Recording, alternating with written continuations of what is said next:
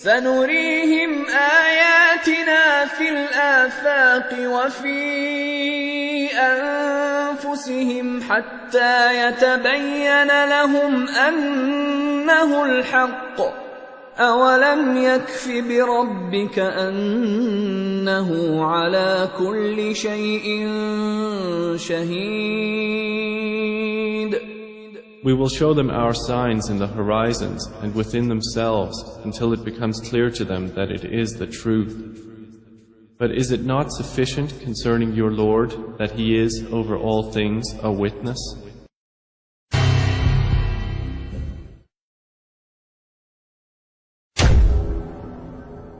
Muhammad could not have known these facts about human development in the 7th century because most of them were not discovered until the 20th century. This is a leech, and this is the human embryo, about 23 days. I think you have to agree that the similarity between these structures is amazing. The key word in both is al-Ghaib. At this stage is known to no one except Allah. The rapid growth and dramatic changes which occur after the bones have been clothed by muscles have been mentioned in the Holy Quran 1400 years ago. Surah 79, Ayah 32 states, also in the context of creation, and the mountains hath He firmly fixed. Similar mention of mountains is found in several other surahs. It is permissible to interpret this to imply that mountains are rooted and that modern geophysics has established deep crustal roots for the axial parts of mountain systems at converging plate boundaries. We need research into the history of early Middle Eastern oral traditions to know whether, in fact, such historical events have been reported. If there is no such record, it strengthens the belief that God transmitted through Muhammad bits of His knowledge that we have only discovered for ourselves in recent times. Thinking of many of these questions and thinking where Muhammad came from, he was after all a Bedouin. I think it is almost impossible that he could have known about things like the common origin of the universe, because scientists have only found out within the last few years, with very complicated and advanced technological methods, that this is the case. Somebody who did not know something about nuclear physics 1400 years ago could not, I think, be in a position to find out from his own mind, for instance, that the earth and the heavens had the same origin, or many other of the questions that we have discussed here.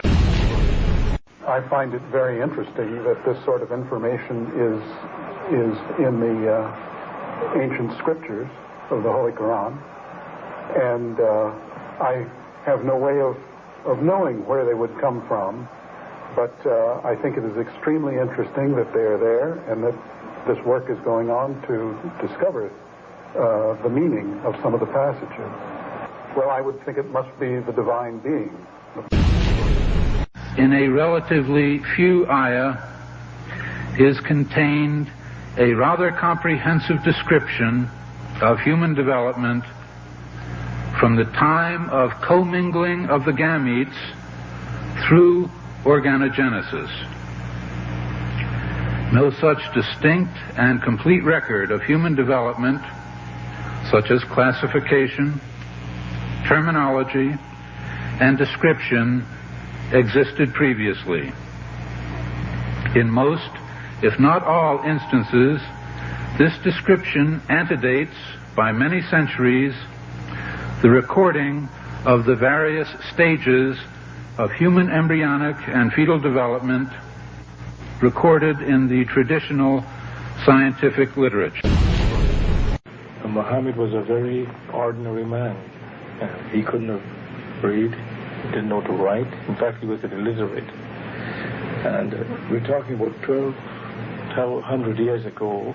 You have someone, a literate person, making profound pronouncements and statements that are amazingly accurate of a scientific nature.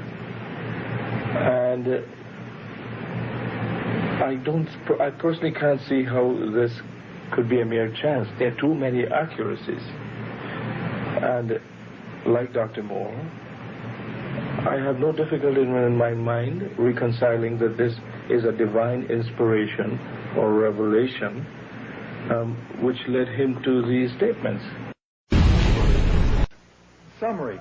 The Quran describes not only the development of external form, but emphasizes also the internal stages, the stages inside the embryo of its creation and development, emphasizing major events recognized by contemporary science.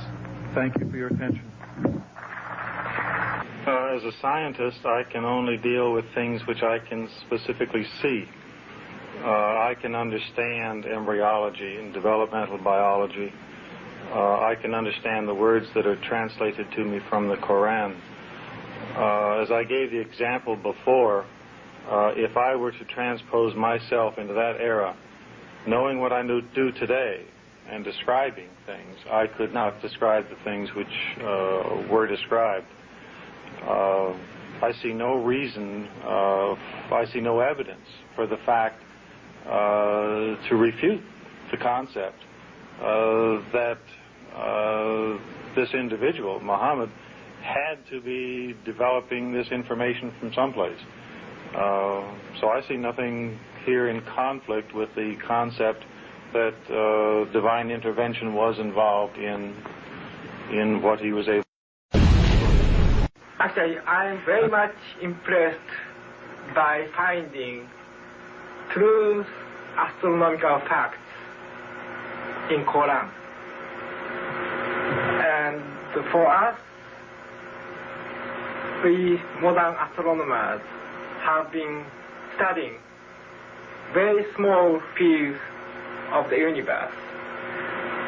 We concentrated our efforts for understanding of very small parts, because by using telescope we can see only a very few parts of the sky without thinking whole the universe. So by reading Quran and by answering to your questions,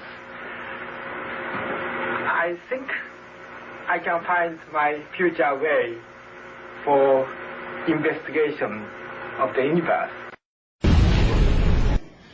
And then when I was maybe about 1/3 in Quran, I remember telling my wife, you know, this Muhammad, he must have been a very smart, very intelligent man, because this book is very clear, very logical, very easy to follow, and there are no contradictions.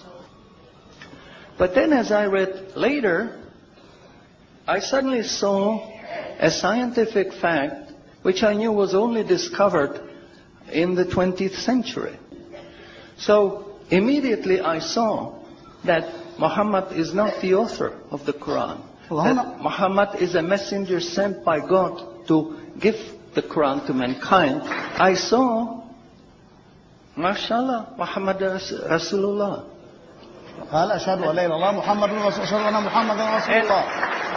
So I said, MashaAllah, I'm a Muslim. It is a great pleasure and honor for me to introduce to you an eminent scientist and a scholar of Quran. Dr. Maurice Bucaille, pronounced as Maurice Bucaille, am I right, doctor? Doesn't matter. Okay. Is a native of France. He is a medical doctor and his specialty is surgery. Ladies and gentlemen, Assalamu alaikum.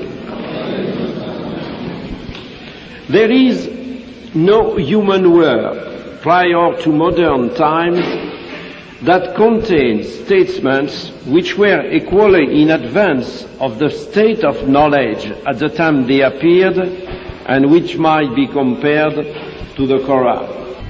1,400 years ago, when the world was immersed in darkness, the Quran was revealed, which brought light to a beleaguered world. And whereas the earlier books came with many scientific mistakes, due to the hand of man having delved into them, the Quran had none of these contradictions. The world thought there could be no reconciliation between religion and science. But the Quran mentioned many scientific facts in great detail, like how a human being developed in the mother's womb, and described other scientific facts which amaze the world's renowned scientists and scientific community.